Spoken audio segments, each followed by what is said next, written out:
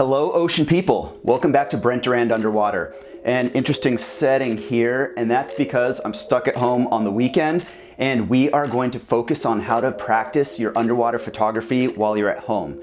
So I've got a couple more tips to share with you to continue the tips I shared last week. Hopefully they're fun, exciting, a little bit weird, but the end result will be to improve your underwater photography. So if you like what you see, hit that subscribe button and be sure to check out my website, tutorials.brentdurand.com. So let's start the intro and get this tutorial going.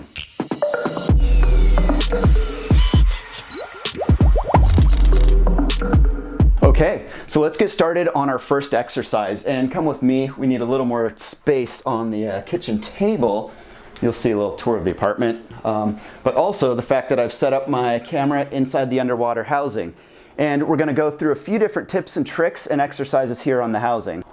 Okay, and it may seem a little bit weird to put the camera inside the housing, but I'm sure some of you are seeing videos of people running around their wetsuit doing YouTube videos or other gimmicks on hot days in their wetsuit. They're not diving or close to water. But what we're really trying to do is emulate how we're going to be changing our camera settings in the water, which is inside of our housing, regardless of the housing you're using. It could be for your mobile phone or a compact, a mirrorless, or a DSLR camera. So what I've done is I've picked a couple of things I want to shoot. You can pick anything yourself. This is a submarine, specifically the 001 submarine. This is the Tutti Frutti car. It has cherries, it has a banana, even some strawberries on there, Tutti Frutti. But that's gonna be a nice thing to shoot and help me practice rolling through the settings. And the objective here is to just practice changing your settings and going through the menu as you would through the housing when you're underwater. Practice shooting images and then reviewing through the playback functions. You'll notice you can cycle through the histogram and camera settings and various other metadata from the image. And then you'll also change the depths of field, work on changing the aperture, the shutter speed. Now, of course, we'll have different lighting underwater, so the settings are going to be a bit different, but the goal here is to practice changing the settings to get a properly exposed image and start playing with some of those creative effects like depth of field. So get after it, start experimenting, really use the housing and get comfortable with the ergonomics of your housing. The goal is to make changing settings second nature on land so that it's second nature when you're underwater.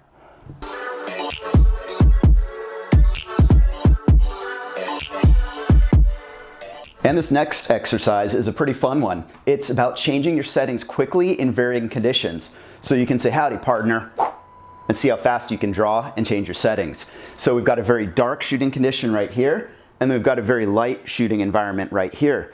The idea being that we want to set up a shot in the dark conditions and then immediately afterwards set up a shot in the light conditions using all manual settings. And you're going to have a dramatic difference between your ISO, your shutter speed, and your aperture. So keep working on moving those back and forth to see if you can capture both shots. Here I've shot a picture of this elephant bookend.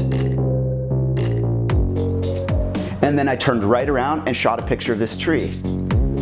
Now, both of these shots are not going to win any photo contests, but the idea is using manual settings, you want to see if you can control the exposure and get that exposure straight on going from these different shooting conditions. Now, along those lines, there's something called dynamic range, which is the data on the sensor from the bright point to the dark point. And this is more of a pop quiz for the advanced shooters, but try and figure out what I did to my camera that's shooting right now just to help expose outside while also exposing inside. Hint, if I didn't do anything, this would be really blown out or this would be really dark. So leave that in the comments below and we'll see who figures that out. On to the next exercise.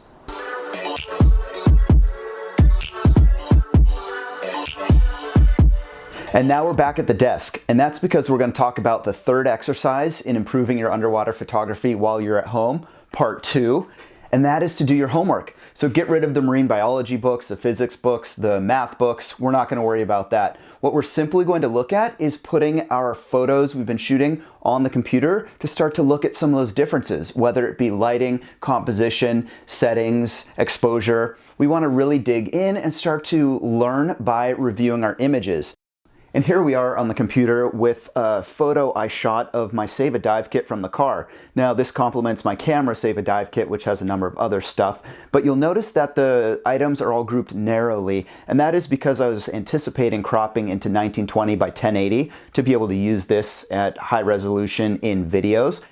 So look at the differences in lighting and exposure and some of the changes I'll make as we're rolling through this shot to get just the right one.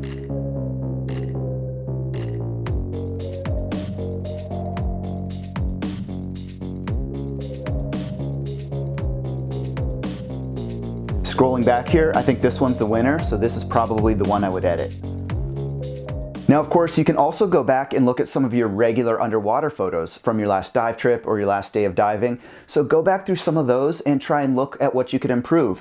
If you need more ideas or more inspiration, feel free to email me anytime, learn@brentdurand.com, and I'm happy to do personalized one-on-one image reviews via Skype and screen share. So that's a great option if you really want to learn. Another great option for learning and doing your homework is to post your photos online in a learning environment. So wetpixel.com is a perfect place to share photos and ask people for constructive criticism, and you'd be amazed at how much feedback you'd get on your images and what you can improve for next time, and insights into things you might not have thought of. Of course, it's a community, so you always want to give back, and give back where you can, where you do have more experience, and that way everyone is learning and participating in the community. Scubaboard.com is another good resource for that. So that's pretty much it. Those are the 3 tips that we can work on for this week. I'll try to make another video next week on how you can improve your underwater photography at home. If you have any ideas, questions, comments, leave them below. I reply to every single comment. Also hit that subscribe button and visit my website, tutorials.brentdurand.com, to see a lot more videos, a lot more tutorials, or to set up one-on-one editing sessions, review sessions, or personal tutorial sessions. Anyways, I'll catch you guys in the next video. Thanks for tuning in.